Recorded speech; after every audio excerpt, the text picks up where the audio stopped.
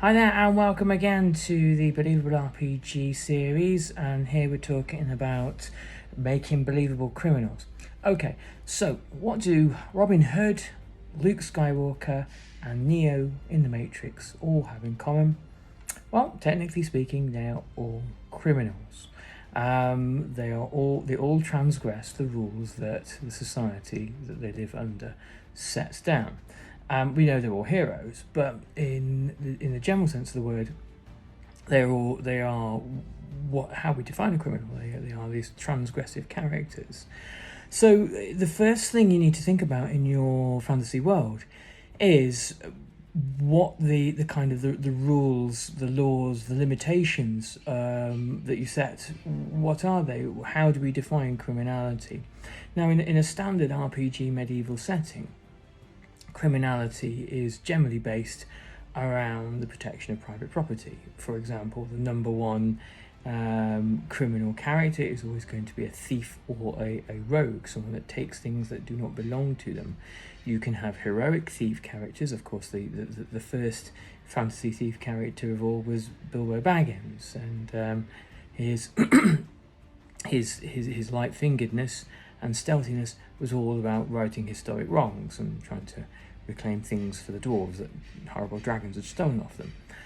So it doesn't necessarily mean that because your character or your character class that you're creating or your organisation exists on the wrong side of the law, that they themselves lack any kind of morality. But often those on the other side, even of unjust laws, are kind of morally dubious characters themselves. Think of every kind of liberation organisation in the world, from the kind of the French Maquis during the Second World War to any kind of third world revolutionary organisation looking to overthrow the shackles of imperialism, and you always find a kind of a crossover with drug dealing, people trafficking, bank robberies, extortions, all those sorts of things that have to kind of finance the glorious cause. And so you've got this interesting interplay. And here's where kind of criminal organisations get interesting.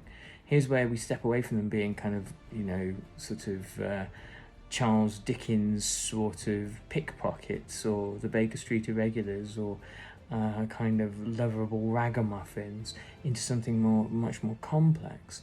So if you were to take an illegal organisation, you might find that it has certain altruistic goals and certain cynical ones, and there can be a power struggle within the organisation, within this sort of Thieves Guild or this Assassin's Guild or whatever it is, between those that hope to shift the organisation for altruistic ends or positive or progressive ends, and those that seek to use it to enrich themselves at the expense of others. There's also a kind of a complex interplay between, say, a thieves guild that breaks the law by stealing things, and they kind of walk a fine line between morality and immorality, and the state, the king, the baron, the emperor, or whoever you put in charge, who will also be have the same dichotomy. States are not necessarily, or rarely, are they benign institutions. Medieval kings are not by their nature necessarily benign characters, and so they're not necessarily, or they're highly unlikely to be doing anything remotely altruistic, and will probably have to resort to all sorts of unpleasant means in order to catch thieves.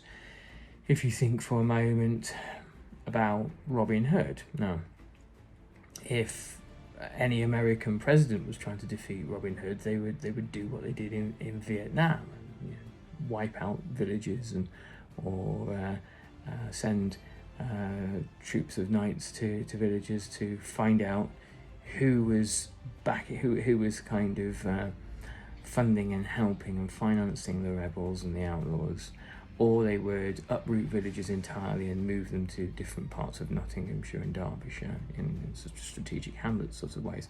They'd use the full force of the state, the full violence of the state. And at this point, you might find you have a criminal organisation that looks at the violence and the power of the state and says, well, that's something we can never contend with. So perhaps there is an accommodation to be made here. If you look at in 19th century Italy, the origins of the Mafia, and this is a huge simplification, but the origins of the Mafia were essentially when landowners had unruly peasants that would go on strike or demand better wages because they were generally treated abominably, or protest. The Mafia were the rather notorious family in the local town who you went to have a word with, and they would then deal with the peasants in question, such as the peasants in question. The ringleaders would never be heard of again, and the peasants would be so terrified that they would never ever ask for better pay and conditions again.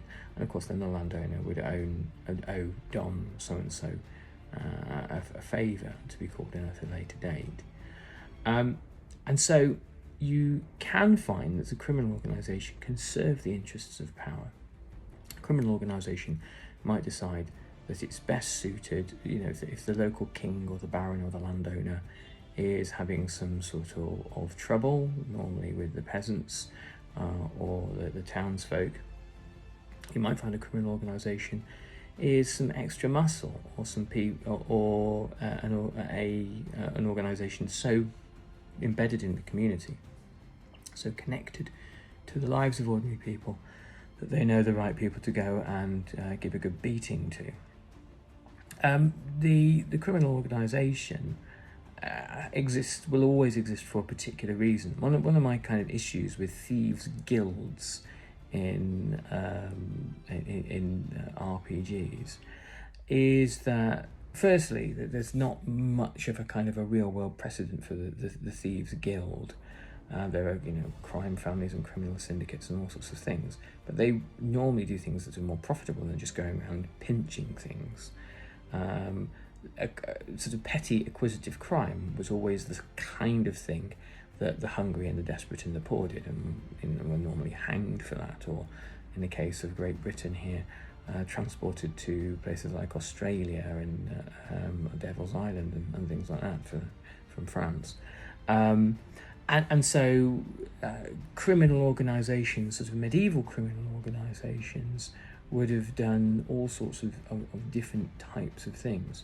The good example of a kind of super powerful medieval criminal organisation would be the Medici. These are kind of late medieval, early modern, who did things like had a pirate installed as the Pope once, for example, and used early modern finance, the lending of money, in order to influence governments and all sorts of organisations, and then they can kind of gentrify themselves and become great patrons of the arts and key figures of the Renaissance and that sort of thing. So you might find that you have criminals with upwardly mobile aspirations who want to become parts of polite society. They don't like life on the streets particularly, and they're seeking to get out of it. If you look at the Shelby family in Peaky Blinders, by the way, if no one's watched that great series, check it out. In each series they become, or Thomas Shelby particularly, from the back streets of Birmingham in 1919, becomes progressively more affluent, but also more part of the establishment. He takes a seat in the House of Commons, becomes a member of Parliament, while still conducting his criminal enterprises. At a certain point, a criminal enterprise, a criminal family, might get big enough that it requires this air of legitimacy. In The Godfather Part 3, which, the less said about that film the better, but the whole point, the whole character arc of Michael Corleone at that point was to take the entire business legitimate, to step away from the criminal roots, and he finds out that that's not quite as easy as he might have thought. So criminal organisations have to exist within a real-world social, cultural and economic context. They exist for a particular reason, and it depends on what is criminalised in your society. If you have a society with enormous amounts of abundance, there's not a great deal of need for thieving. But what might be scarce? Would information be scarce? Would magic be scarce? Would high technology be scarce? So these are the kinds of things that you want to acquire and deprive from other people. Is your organisation not about acquisitive crime, but about violent crime? Is it an assassin's guild? Is its role to kill people? If so, what people? Why are you killing them? And if your assassin's guild is simply just taking money from anybody, then that's going to wind up in trouble eventually. You have to pick and choose between different factions about which jobs you're going to do.